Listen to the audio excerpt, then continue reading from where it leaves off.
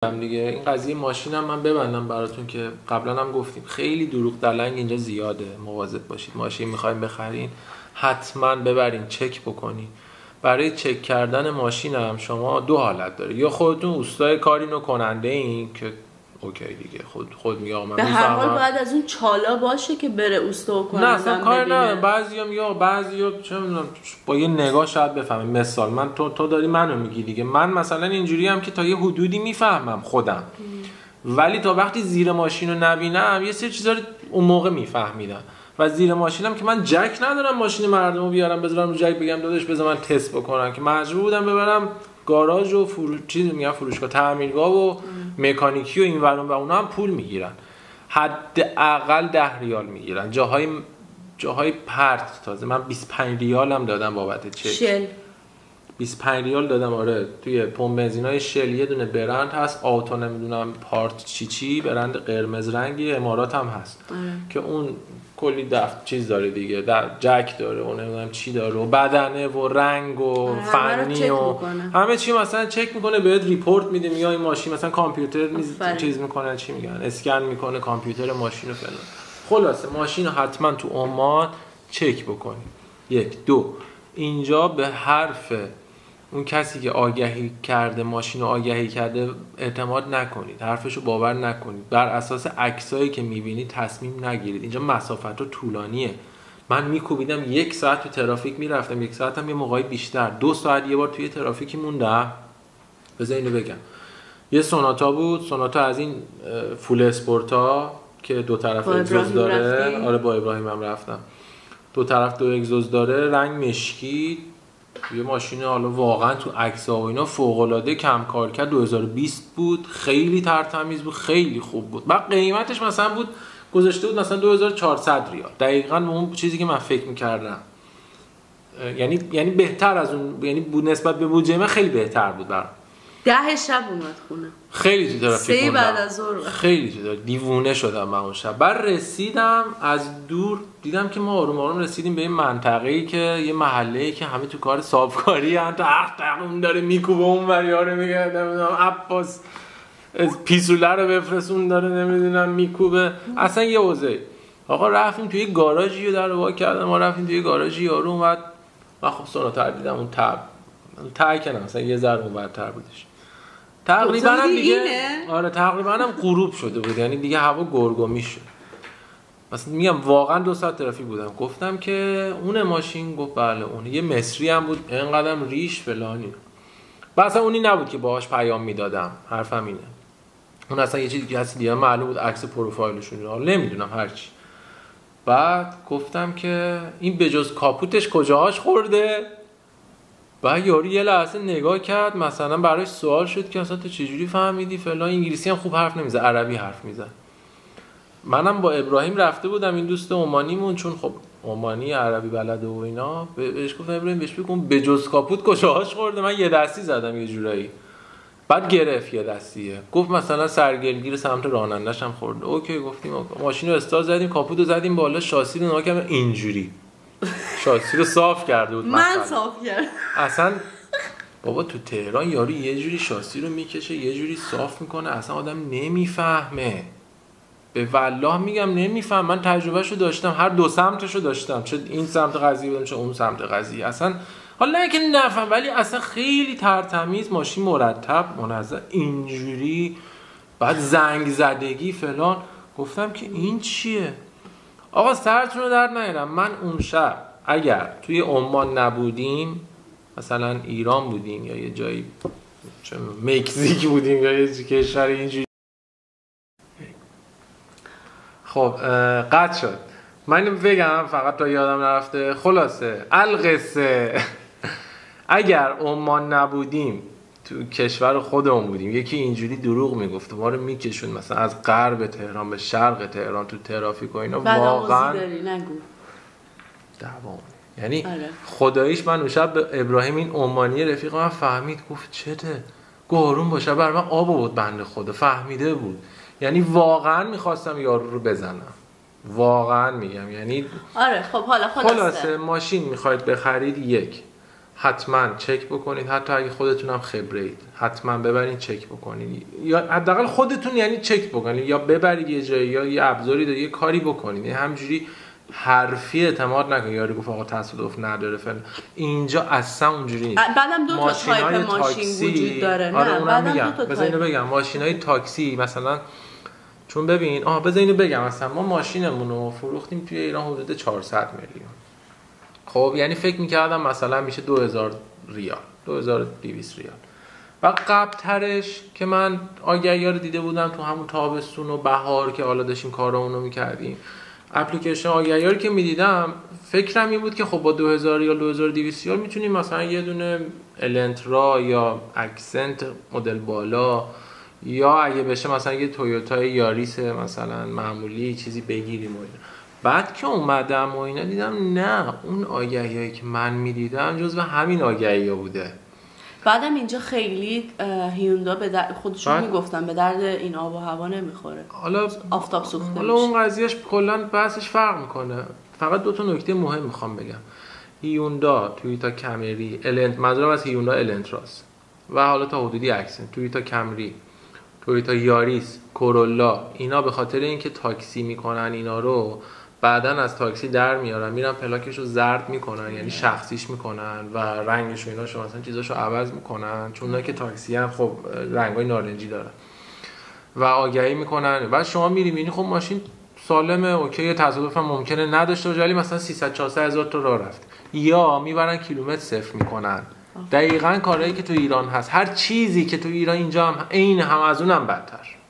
از اونم بدتر. چون اینجا پاکستانی‌ها اومدن، ما ایرانی‌ها فکر می‌کنیم فقط ما بلدیم اینجور کارا رو. بعد اینجا من خودم میگم، من خودم فکرم این بود، یعنی اون روزای اولی که میگشتم یکم بی‌مطلب عزیزم، روزای اولی که میگشتم فکر می‌کردم خب همه دارن راستشو میگن و همه چی مثلا خوبه و به به و چهچه، تا اینکه اولی ماشینی که خوشم اومد و رفتم چک کردم، یعنی خودم فهمیدم ولی باز برای اطمینان گفتم بذار برم یه چک دیدم مثلا بود گیربکسش روغن ریزی داشت، از یعنی اون جایی که موتور گیربکس به هم میچسبن از اون روغن ریزی داشت. بعد طرف نمیتونه حرف بزنه، لال بود، ما دلمون سوخته. آره چقدر آدم خوبیه. عمانی هم بود. بعد من زنگ زدم نگفتم نگی یه ماشین خوب پیدا کردم. نه منم بودم، تویوتا هم رفته بودیم چیز مطرح وادی کبیر، یه جایی اینه چیتگر میان جمعه ها ماشین میفروشن. بعد یارو هم لال بود و اینا، دیدم ماشینش هم سالم تمیز، از این ماشین خونگی، ماشین خونگی عمانی. گفتم بابا این بنده خدا اصلا به این میرسه، بذار ما از این بخریم. آقا دیدیم اصلا ماشینش روغن ریزی داره. پس بحث تاکسی رو رعایت کنید، حتما چک کنید، اصلا باور نکنید چیزایی که تو آگهی نوشته یا چیزی که میبینین و حتما دبل چک کنید. حتی شده 20 ریال هم خرج بکنید از ماشینی که پسند میکنید و چک بکنید. 3 از تو این بازارا اصلا ماشین نخرید مگر واقعا خبره این و واقعا یه چیزی ترتمیزی چشتون رو بگیره که مطمئن باشید اگه ماشین ترتمیز باشه به من و شما مصرف کننده نمیرسه. پر دلاله اینجا، اصلا اون چیزی که فکر میکنید نیست. پر از دلال پاکستانی هم هستن بیشترشون و همشون هم دروغگوان، همشون دروغگوان. یه نکته مهم که فقط مخصوص عمان نیست دیگه، حالا مثل خیلی جا مثلا دبی هم میدونم هست، ترکیه هم فکر کنم تا حدودی، حالا کار نه، اینجا ماشینا دو دسته است، یعنی نه اینجا خیلی جاها یا جی سی سی یعنی خلیجیه، یعنی شورای همکاری خلیج فارس که همون سفارش عرب بعضیا میگن مثلا، یا اینکه وارداتی از آمریکاست. اونایی که از آمریکا وارداتیه همشون تصادفی هن. آره بلا استثناء همشون تصادفی هن. و ماشین نو به ما نمیدن، اصلا ماشینایی که آمریکاییه که اصلا آمریکایی‌ها نو نمیدن، همشون تصادفیه. اصلا نو باید تو اون سایتی که خودت گفتی چک بشه. اصلا نو که نیست. ماشین آمریکایی نو اگه میخوان که به نمایندگی اینجا شولت و فورد و رنج روور و اینا، اون که هیچ. نه میگم یعنی حتما یه داستانی داشته که اصلا ماشین هایی که حالا باز خدا رو شکر یه خوبیش اینه که قابل تشخیصه، شما میتونید بفهمید که ماشین واقعا جی سی سیه یا وارداتیه. خب دو سه تا هم راه داره. اکثرا هم اینو خودشون دیگه میگن، چون این یه چیزیه که اگه دروغ بگن شما میتونید به ازش شکایت کنید. این چیزی نیست که دروغ بگن. این تا اینجا. دو این که حالا به هر دلیلی من تصمیم گرفتم که آمریکایی دیگه نخرم، چون چند تا رفتم دیدم و احساس کردم که GCC با آب و هوای اینجا هم سازگارتره. آره، بعد سفارش خود مثلا عمان ساخته شده و حالا یا ژاپن شاید مثلا تو خود عمان نساختن ها، چون تویوتا که تو عمان اصلا کارخونه نداره که فقط شوروم داره، لوازم یدکی فروشی داره، چیز داره، یعنی اونجوری کارخونه نداره که تو اندونزی بیشترش خود ژاپن، نمیدونم مالزی، اندونزی بیشتر تویوتاهای عمان اندونزیه و خود ژاپن. حالا فقط اینو بگم چند تا سایت هست که اینا شما پولی البته دلاریه، اگه خواستین هم من تمام قد کمکتون میکنم، هیچ مشکلی هم اصلا چیزم هم هست، فکر کنم یوزر نه البته یه ماهه بود دیگه تمام شد. نه. ولی مهم نیست، اگر خواستید من اصلا اکانت هم هستش بر خودتون، یوزر پسمو میدم بهتون چیز بکنید. خیلی هم عدد زیاد، $10 اینطورا بود. خلاصه من دادم $10 مثلا دادم که یه دونه اکانت ساختم که بتونم از روی شماره شاسی ماشینا سابقهش در میاد دیگه، تمام تصادفی که داشته، کارکردش، کیلومترش، بدنش، رنگ، همه چی ماشین، بیمه فلان، اینا ماشین آمریکایی‌ها. و بنا به دلایلی به این نتیجه رسیدم که اوکی تا یه حدی رو آدم میتونه بفهمه از روی همین سایت‌ها و گزارش‌ها که خب این ماشین تو آمریکا بنا به دلایلی برای شرکت‌های بیمه توجیه اقتصادی نداشته، خسارت ندادن، اینا رو میفرستن سمت همین کشورهای عربی و حالا کشورهای دیگه که این موضوع خیلی بابه دیگه، چند سال اصلا این منبع دیگه کاره، یه بیزینس خودش، واقعا خیلی هم بیزینس پرسود و خوبیه، مخصوصا دبی. اینجا مثل دبی نیست اصلا تو این قضیه. دبی اصلا بازارایی داره که مزایده میذارن، آکشن میذارن، اینجا آکشن خودرو نداریم مثلا، یه چیزی که من تازه فهمیدم. حالا ولی مثلا تو اون گزارش، یه دقیقه من این گزارش رو بگم، تو اون گزارش ببخشید عزیزم، مثلا تا 100,000 کیلومتر رو ریپورتش هست. حالا ماشین رو میری میبینی چقدر کار کرده، قهر نکن، بگو بس بگم تمام شد دیگه. ماشین 140,000 تا کار کرده، گزارش ها تا کیلومتر 100,000 رو داره نشون میده. شما چه میدونید تو اون 40,000 تا چه اتفاقی افتاده تو اون مدت که تو اومده دبی، از دبی اومده عمان، چون همه میاد دبی، از دبی میاد اینجا، بعد اینا سوارش شدن، چند دست چرخیده و چی شده و اینا. به این دلیل اومدید اینجا. من پیشنهادم و توصیه‌ام اینه که حتما ماشین GCC بخرین. ما هم در نهایت 2000 ریال که هیچ 1000 تا گذاشتیم روش، یعنی 200 میلیون تومان گذاشتیم رو اون بودجه‌ای که اینا همه برمیگرده به همون حرفایی که گفتم، یعنی تصوراتی ما داشتیم که اشتباه بود، یا حتی اگه اشتباه نبود حداقل یه بخشیش اشتباه بود دیگه. بودجه‌مون رو رسوندیم تقریبا به 3000 ریال تا تونستیم یه تویوتا مدل 2018 تویوتا یاریس اقتصادی بدون هیچ آپشنی، لو آپشن. آره الان داره باتریمون هم تمام میشه، نذاشه من بگم. این که باید بچه‌ها حواستون هم باشه ماشین که می‌خواید بخرین از یه حدی داغون‌تر نباید باشه، چون شما مثلا الان با یه قیمت مثلا 2000 ریال 2500 ریال میایین ماشین رو می‌خرین، بعد یهو پلیس به شما میگه که این ماشین مثلا یه ماه دیگه، یه سال دیگه به شما میگه این ماشین از رده خارجه، شما 2500 ریال مثلا پولشو دادین، 100 ریال ازتون برمی‌داره و بقیه پولتون سوخت میشه. چرا؟ چون میگه که چی؟ 10 سال به پایینا رو میگی؟ آره. این مثلا چیزه، سعی کنین ماشینای مثلا 2010 2009 2011 اینا رو اصلا نخرین، نه این سراغش، از 2017 به این ور، از 2018 به این ور. اونا هم خرید فروش میشه. خب اولا بحث حالا معاینه فنی و اینا داره، بعد پلیس برای اینکه بخواد کارت ماشین رو براتون صادر بکنه میگه مثلا شما گلگیر رو درت بعد رنگ شه.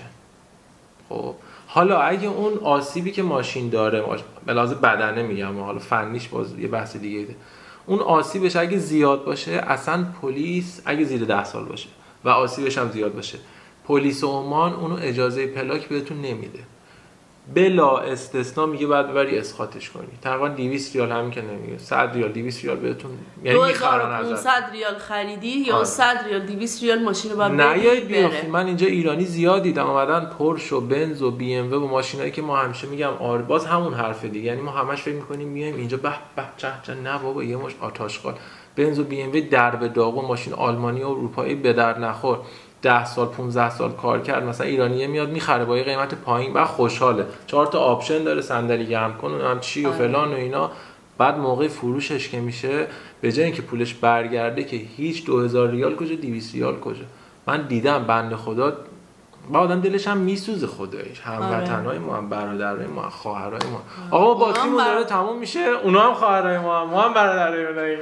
ببین و یه چیز دیگه، ماشین داستان زیاد داره اگه بخوام بگم. بعد توی یه چیز جدا بگم چون من حالا با همین دیگه، من تو اون روزایی که میرفتم میگشتم یه چیزایی دیدم و اصلا یه تجربه‌ای که بعد راجع به اون فایننس هم میتونیم بعد توضیح بدیم. آره قسطی هم میتونیم ماشین بخریم. خدا رو شکر کردیم. خدا رو شکر برای ما ایرانی‌ها فعلا تنها چیزی که قسطی میدن بدون هیچ شرطی ها. آره. بقیه چیزا مثلا موبایل و اینا هم میشه رفت خرید، لپتاپ نمیتونیم الان، فقط باید یه پول خیلی آره میشه، بعد یه پول خیلی زیادی دیپازیت یا باید کردیت کارت بگیری یا باید پول دیپازیت، یعنی میشه سخته ولی ماشین تنها چیزیه که میشه و آسونه. یعنی شما میری مدارک تو پاسپورت و اقامتتو میبری و ماشین رو لیزینگ. ما اشتباه کردیم نکردیم این کارو. نه به نظرم ما نقدی خریدیم دیگه، حالا هر جور همه جورش هست دیگه، شما میتونی بری ولی خب نمیتونی بفروشی، یعنی نمیتونی که بعد تصفیه یا خریدار بعد تصفیه کنی. حالا تا اینجا رو نگه داریم، میگم ماشین داستان زیاده تا دوباره توضیحات بیشتر رو بدیم. یه چیزی هم بگم راجع به همین ماشین. مثلا تویوتا برای ماه رمضان آفر گذاشته بود که شما تویوتا یاریس رو تقریبا 7-8000 ریال نقدیش بود، میگفت مثلا بیا 2000 ریال بده بقیه‌اش ماهی مثلا 60 ریال. اینجوری هم ماشین اینجا میشه خرید. چرا ما نکردیم این کارو؟ به ما ایرانی‌ها هم نمیدن راستی. تویوتا نمیده ولی مازدا میده. دلیل داره، حالا بعداً باز میگم. یا هیوندا مثلا با یه شرایطی میدادی، میگه مثلا بعد یه عمانی بیاری حتما، میگه ما بعد یه عمانی رو رعایت کنیم که ضامن شما باشه، یعنی امضا رو اون بزنه که میگه آقا شما پس از برگشتی کشور خودت ما چیکار کنیم، قسطایی که مونده باشه چی و کردن تضمین میخواد دیگه، کردن این کارو که این قانون بابا لندکروز اومده یارو طرف اومده 12 تا لندکروز خشک خریده، همه رو خورد کرده فرستاده ایران فروخته، بعدم جمع کرده فرار کرده. سر همون تویوتا دیگه ما ایرانی‌ها نمیده مثلا. آره خیلی از شرکت‌ها مثلا اومانتل قدیم ولی شما اگه ثبت میتونستن قسطی بخرن ایرانی، الان دیگه بهمون نمیدن. ولی شما اگه ثبت شرکت کرده باشین، یعنی شرکت داشته باشین رو نام شرکتتون، یعنی به اسم شرکتتون بدون هیچ پیش شرطی میتونین بریم ماشین بخرید. تو تویوتا میتونین بریم ماشین قسطی از کار کسی هم که اینجا کار بکنه، الان همکار من داره تو مدرسه ما کار میکنه، رفته با همین حالت فایننس یه ماشین برداشته. آره یه ماشین برداشته. اون دست دو خریده. من اینایی که دارم میگم نمایندگی صفر. دست دو هم میشه فایننس کرد. آره دیگه اونو که گفتیم دیگه میشه بدون هیچ چیزی، خیلی راحت میری. یه سری صندوقن اینا کارشون اصلا همینه، لیزینگ میکنن، این نرخ بهره‌هاشون هم 2% 4% اصلا اونقدر زیادی نیست، خیلی شرطشون خوبه.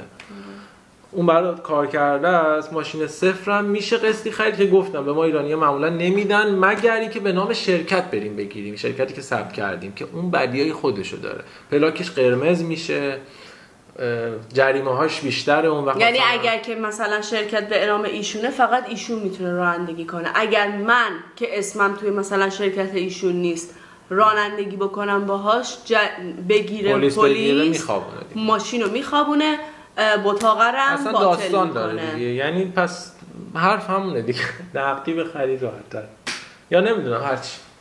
حالا بعد دوباره باز بقیه‌اشو توضیح میدیم. فعلا چاکریم. خدافظ.